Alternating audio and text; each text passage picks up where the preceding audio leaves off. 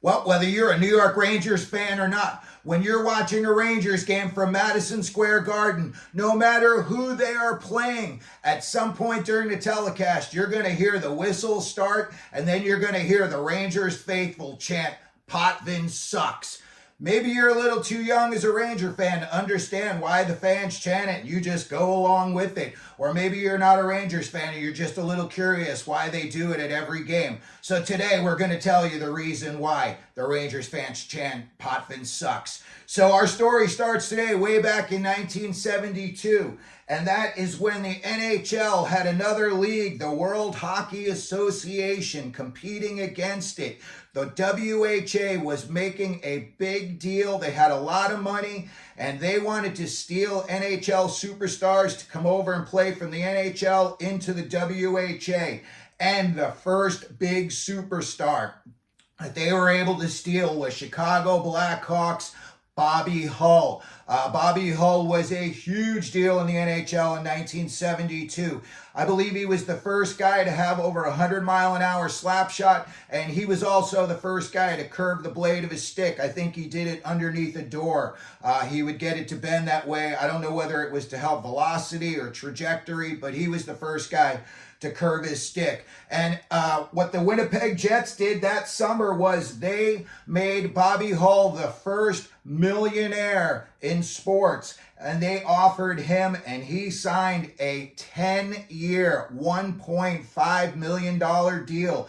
Go back and look at the economics back in 1972, especially 1972 Winnipeg. I'm sure $1.5 million went a long way. So, a few years later, 1978, the summer of 78, as a matter of fact, the New York Rangers are mired in a 38-year Stanley Cup drought, and they are desperate to win a cup for New York City and their fans. So then general manager John Ferguson Sr. brokers a deal with the Winnipeg Jets, and I also believe some money got spread around a little bit to the WHA. And they made a big money deal where essentially they were going to buy the two best players in the WHA, Ulf Nilsson and Anders Hedberg, who both played on the Winnipeg Jets, who had won their version of the Stanley Cup, the Avco Cup. I believe they had won it the previous 2 seasons in a row. So the deal was that the Winnipeg Jets had to come within $20,000 of matching the Rangers' offer, and I'm sure the Rangers' offer was just ridiculous, so there's no way Winnipeg's going to be able to do that. And thus, Anders Hedberg and Ulf Nilsson come to the New York Rangers. And let me tell you, as a Rangers fan, that summer, you would have thought the Rangers already had won the Stanley Cup. The drought was over. Let's get the parade started. When these guys came to the Rangers, not only were they supposed to be the 2 best guys on the Rangers, but they were also supposed to be like 2 of the better guys in the league. And again, all the focus is on these 2 guys to get the Rangers to a Stanley Cup. So 1978-79 is the first season that they're playing for the Rangers. And in February of the first season, New York Islanders defenseman Denis Potvin, he checks Ulf Nilsson into the end boards. It was a clean check. Nilsson went down in a heap. He gets up, he limps off the ice, and he's got a broken ankle, and he's done for the season. At the time, you would have thought somebody died out on the ice at Madison Square Garden. I thought they were going to have a funeral for the guy the next day, even though he only had a broken ankle. Rangers fans were crushed. And then, ironically, that year, the Rangers managed to regroup. They put it all together. They had a deep playoff run. And in the playoffs, they beat the Islanders to make it to the finals, where they lost 4-1 to the Montreal Canadiens.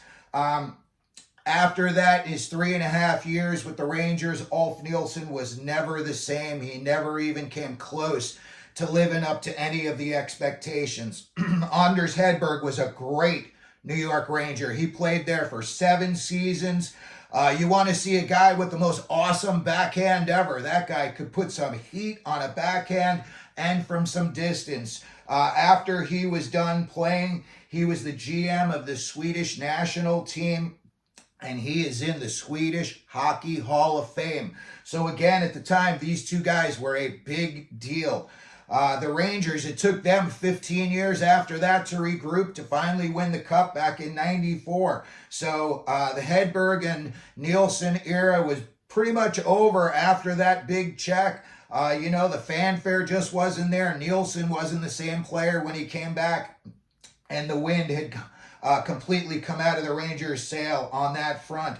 As for Denis Potvin, the guy, Hall of Fame career, he played for the Islanders, and, he was a big part of that team. He was, the Islanders won 4 Stanley Cups in a row, and Denis Potvin won 3 Norris trophies while he played on the Islanders. After he retired, he went on to become a commentator for the Florida Panthers, and when the NHL put out their big list, maybe about 10 years ago, Denis Potvin was listed as one of the NHL's top 100 all-time players. So he was also a great player. So anyway, if you ever wondered why the New York Rangers fans do the whistle and then chant Potvin sucks, there's the story behind it. I hope you liked it enough to hit the subscription button, the like button. You want to share it, that would be awesome. And as we always do here at Clearing the Benches, let them know you're out there.